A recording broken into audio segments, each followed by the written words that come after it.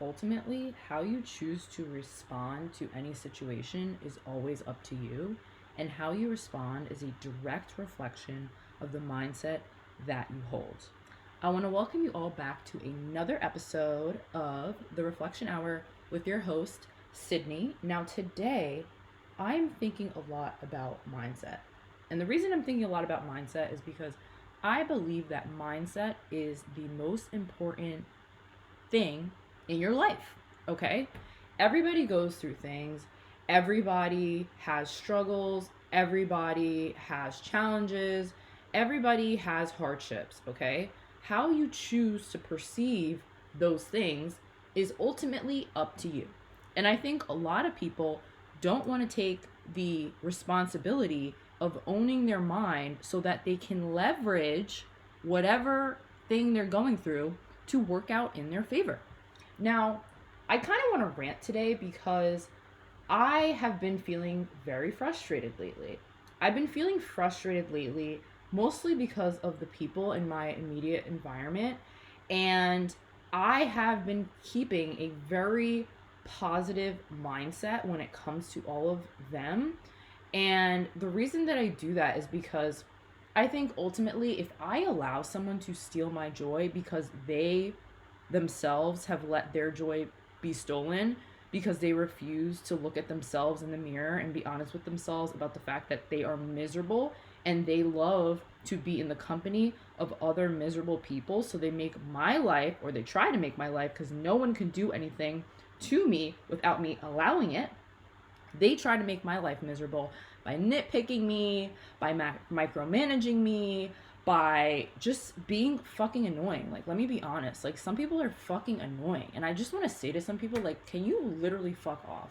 Like, let's be so for real about that. I'm like, maybe instead of you nitpicking my life and trying to tell me what to do with my life, why don't you focus on your own damn life? Like, the only people who are constantly trying to micromanage others are fucking miserable. Like, I don't need to micromanage anybody. It's hard enough to manage myself. Why the hell am I gonna try and micromanage someone else? And I'm finding this at work, and it's not that I'm mad at anybody at work. I actually enjoy my work environment right now. However, I'm seeing that me being who I am, meaning I've come to terms with my light and dark side, okay? I went through the shadows, okay? I've gone to the darkest depths of myself, and I will continue to do that as it comes up. If there are things that I haven't come to terms with, I will do it. I will dive deep. And I find that a lot of people will not do that. They will say that they've done it, but when they are met with someone like me who can play in the dark and play in the light, it triggers them. It triggers them so immensely that a lot of people have done the shittiest things to me, to the point where I'm like, wow, you are a literal demon. Like, you're a literal fucking demon. And I don't wish the worst on you whatsoever, because I don't need to do that. You are already in the depths of your own darkness. I don't need to add to that whatsoever. If anything, bless you, and I hope you come to terms with your own darkness, because it is going to catapult and ruin your life if it's not ruining it already. And that's why I really am so happy that I'm in a place now where I don't feel the need to be petty to anybody, because what does that do for me? If I'm petty to someone, that means I'm stooping to their level. Why on earth would I want to be like that? Why would I want to be in a terrible frequency just because someone else is in that? It doesn't make any sense whatsoever, okay? And this is where that mindset, that going through the dark night of the soul, helps you so much. Like, it has helped me so much. And it's crazy because I think for the longest time, I was really resisting it. And the way that I was resisting it was I didn't want to change all my habits quite yet. I didn't want to get rid of all the people that I knew I should have gotten rid of. I didn't want to leave certain environments just yet because I was afraid, because I was so used to being a certain way, and I knew that so many people knew me as a certain way, and my ego had formed an entire identity around that. And the hardest thing to do is honestly to have those ego deaths, to shed those ego identities, because you've literally built your entire life around it. Everybody in your life knows you through that identity. And it is truly an act of courage to completely shed that and go in a different direction. And I find that happening to me at this current moment. And it's very interesting to me because I'm like, oh my God. I remember a few years ago when I had almost a come to Jesus moment. Now, I'm not a religious person. And the reason I'm not a religious person is because I don't think you need religion to find yourself. I don't. I think you just need to be honest with yourself and you need to form your own relationship with God. God does not require that you be a part of a religion. Now, if you feel in your heart of hearts that you want to be a part of a religion, I think that's up to you and I think that's amazing and I think you should follow your intuition. I am me. This is my journey. I'm just sharing what I've learned. So I had a come to Jesus moment. And I remember God was telling me, like, you really need to stop smoking weed. You really need to stop drinking so much because your body rejects it every single time anyway. Like, you get sick literally every single time whenever you have more than 3 drinks. Like, what the hell are you doing? God told me to stop hanging out with certain people. God told me to stop doing certain things. And it was like, I didn't want to do that because it was scary. Because I didn't know what life looked like on the other side of me shedding all of those things from my life. And recently, I have naturally been letting these things go. I let go of most of those people, if not all. I don't think any of those people actually exist in my life anymore. And it's not as scary as I thought, but the idea of surrendering to the unknown was the scariest thought. And the idea of no longer being in that ego identity that I'd clung to for so long was the scariest thought. When I think back to when I first started smoking weed, I was about 17 years old. Actually, the first time that I ever smoked weed, I think I was 15, and I was at my cousin's house. It was cold, and we were smoking a blunt, okay? And I remember I hated it. Like, I actually thought it was the worst thing ever. I didn't know why anybody smoked ever. And I didn't smoke again until like the following summer. And I was 16 at this time, and I was a camp counselor. And I smoked with some of my fellow camp counselors after camp. I think I ended up doing it maybe like 4 or 5 times during that summer. And then I was turning 17 and going into my senior year of high school. Now, senior year is when it really picked up, meaning this habit picked up, okay? I made some friends with people who also smoked weed. They were all smart kids. We were all going to good schools. It was fine. But we all had this habit, okay? We would leave school during our study halls and we would go to Dunkin' or whatever and like smoke weed, okay? If it wasn't during the day, because honestly, if I'm being real with myself, I don't think I wanted to ever be high at school. Like, that was never something I wanted to do. So on the weekends at night, this is when we would smoke weed, okay? And I just got into this habit, and I remember we would smoke, and then we would go to Wendy's late at night, and because of that, I gained weight, okay? I gained weight, but I was super into the gym. I've always been into being healthy. So yes, I would smoke the weed and go to Wendy's, but then I would also go to the gym and like still tend to myself and do all these things, whatever. So fast forward through senior year. By the time senior year was done, like, I was a pothead. Like, I saw myself as a pothead. I was smoking with my friends. Like, this was our main activity that we did with each other, okay? So I went to one school for a semester. I went to SUNY Oneonta, which was called Stonianta as a nickname, funny enough.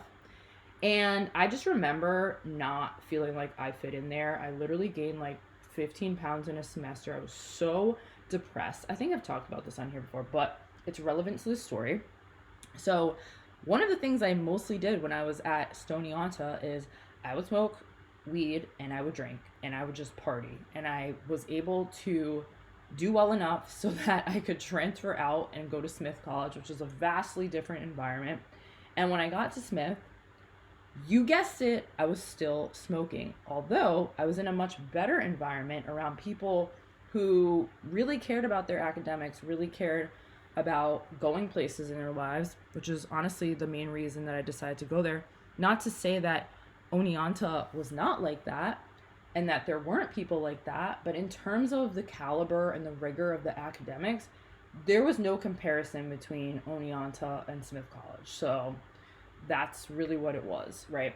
So I go there and I am feeling better, but I'm still smoking. I'm still smoking weed and I'm working out more. I ended up losing like probably 10 to 12 of that 15 pounds that I gained.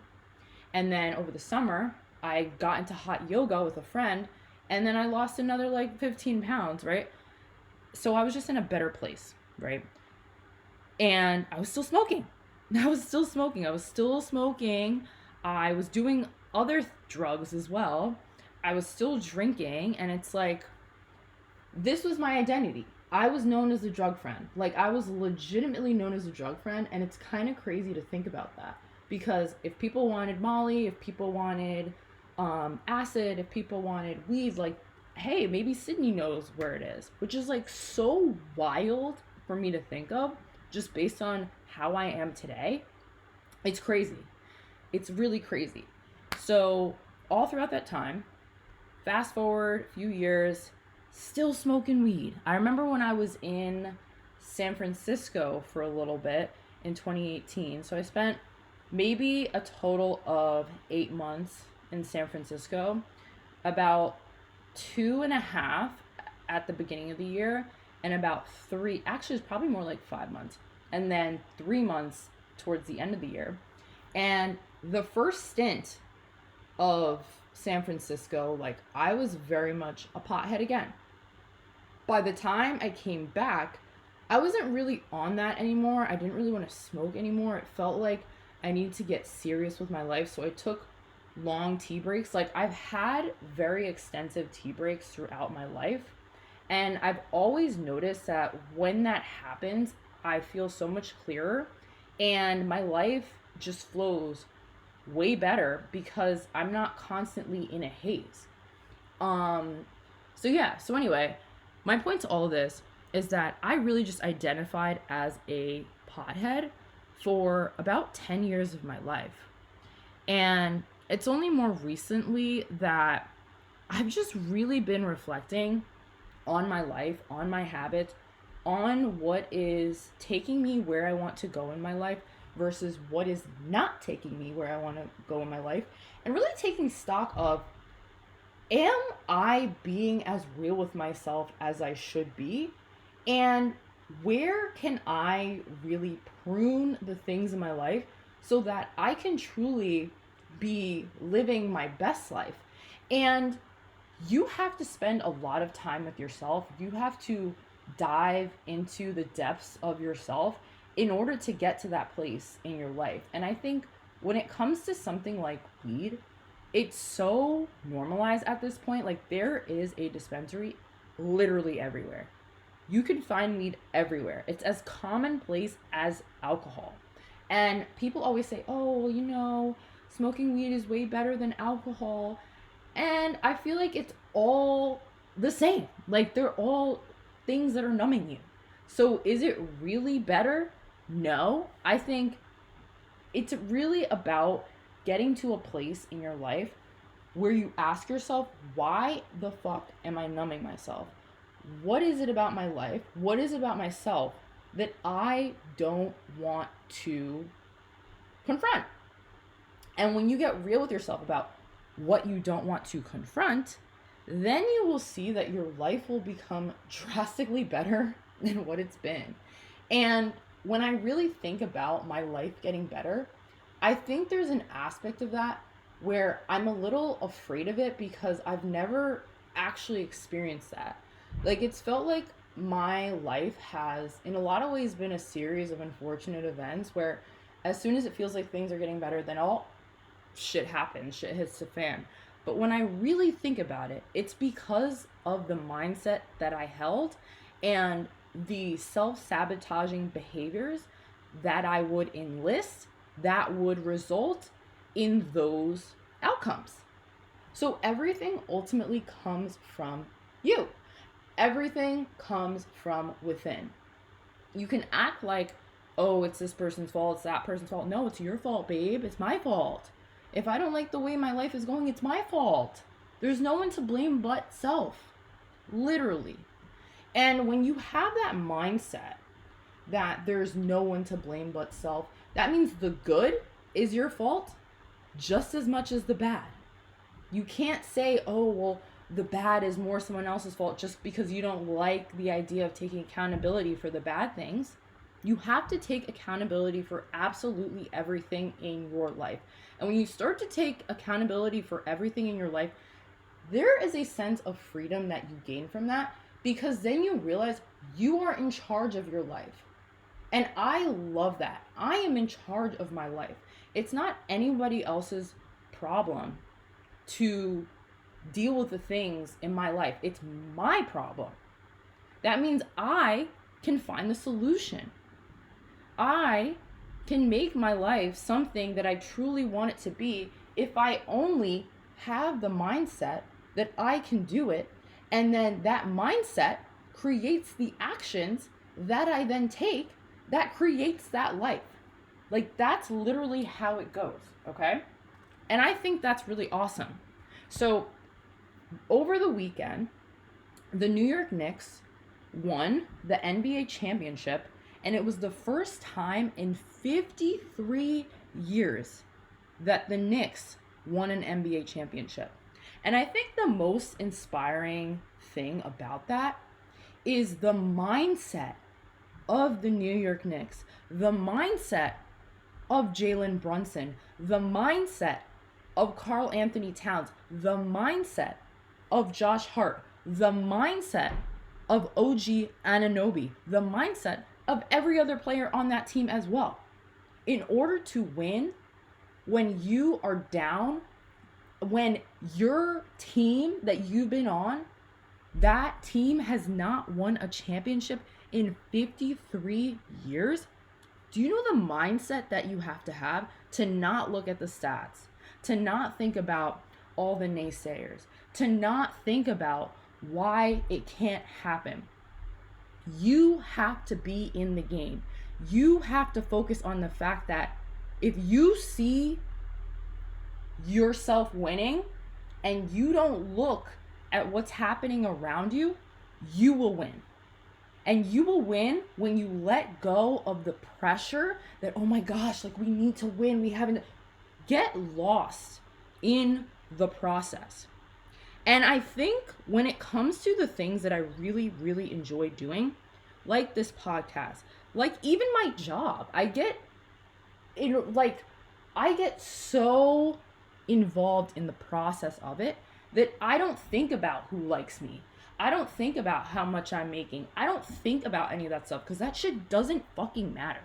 If I'm not having fun, if I'm not in a flow state, the shit doesn't matter. Okay? Because you're putting way too much pressure on yourself. You literally have to ease off the pressure. Okay? Yeah, the pressure's there.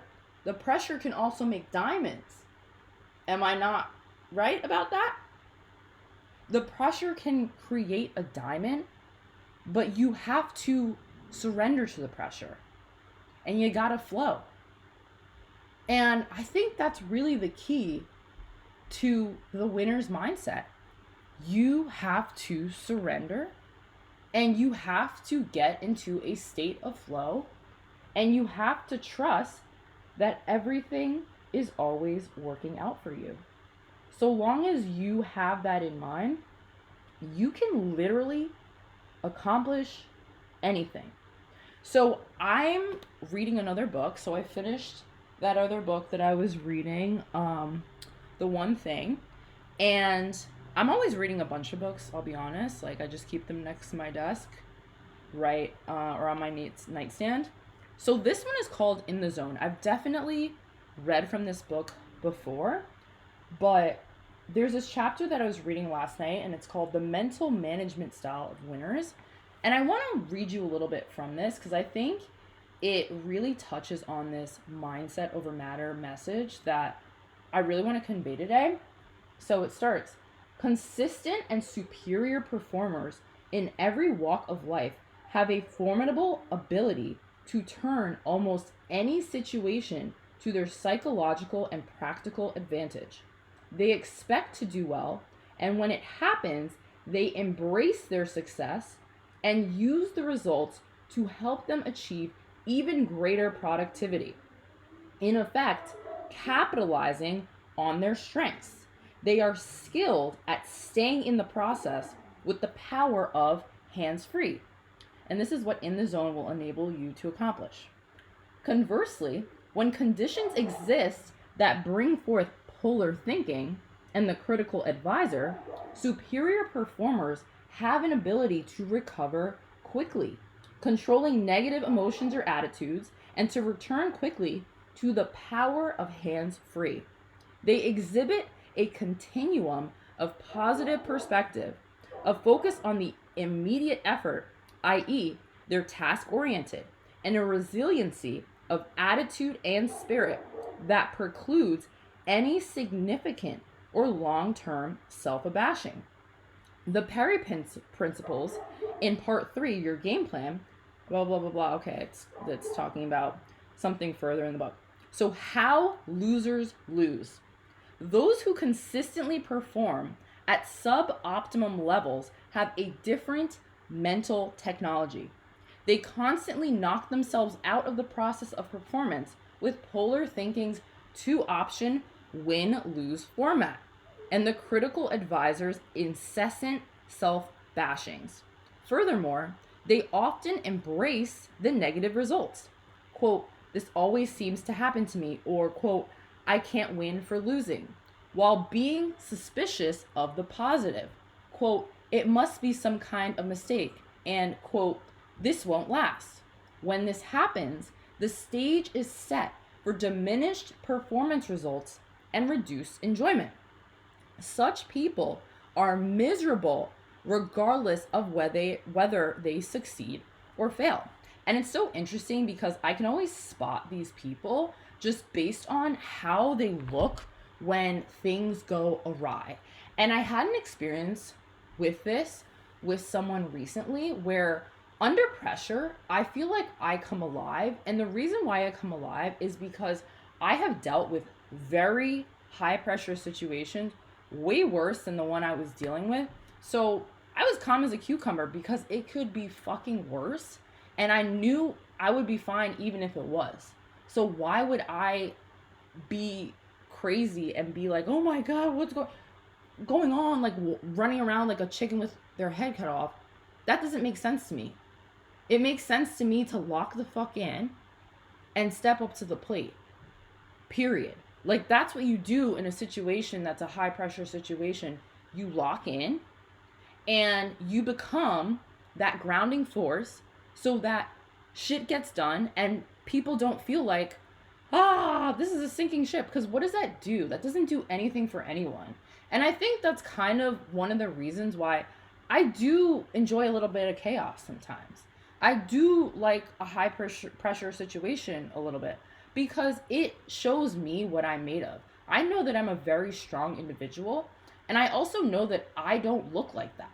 I look very cutesy, like, oh, you can play around with this one. Like, I think many people don't realize the type of mindset that I have until they realize the type of mindset that I have. And I actually really enjoy that. I thoroughly enjoy it. Why? Because I know the type of person that I am. I don't care if you know. And when you find that out, it's just like a magical moment for me. It's like I'm on a stage and the curtains just opened. And I think that's so fucking cool. Like, I'm cool as hell. And I think everybody should feel that way about themselves. But I think a lot of people don't. Anyway, let's continue with this excerpt. Keep your eyes off the prize, which is what I was saying.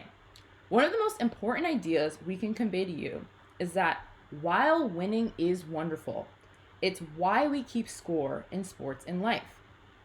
Allowing it to continuously occupy a central position in your mind's eye is the wrong game plan. And I kind of want to stop this for a sec and just chat a little bit more about the Knicks and how I remember, like, right before going into game 5, Jalen Brunson was interviewed, and this is coming off the high of their win in game 4. They lost game 3, and he is not wanting to really say, oh yeah, we're gonna win, we got this in the bag.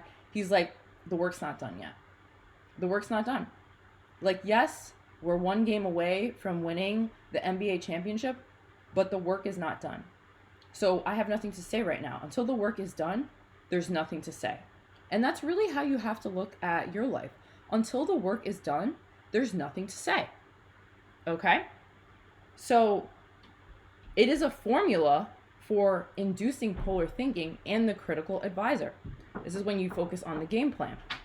Focusing on I've got to win means you'll also be focusing on what happens if I lose. While all of this is going on in your mind, your performance potential is dropping precipitously. It is what Coach Brad Gilbert referred to with his observation, pressure makes you stupid. Top achievers, the one who, in addition to succeeding, also enjoy the experience, focus on process to the exclusion of prize. They are able to take their enormous appetite for success, achievement, fame, winning, or victory and compartmentalize it. They put it away while the process unfolds. Letting the process unfold is what Rod Laver means when he describes seeing nothing but ball. And I think this is just incredible. I love it so much. I'm so grateful for the mindset that I built brick by brick, baby. And the fact that even if no one sees the work that I'm putting in, I know the work that I'm putting in because I enjoy it. And I have my mind on the process, the person I'm becoming in that process, to the exclusion of whatever things look like in the current moment. Because ultimately, none of that shit matters. Your mindset is what matters the most. Second to, I would say, your beliefs. Your beliefs are actually really what matter most. Your beliefs, your mindset, and then the actions that spring from all of that. You can accomplish anything that you want in this world if you have the right mindset about it. And unfortunately, I think a lot of people don't want to be real with themselves about their own mindset and don't want to take responsibility for their mindset. And to be honest, that's a personal problem. Not one that I have, hopefully not one that you have. So if you liked this episode, like, comment, subscribe, maybe share with a friend. I've got to go watch some Love Island right now because I already knocked this out. And I will see you all in the next one.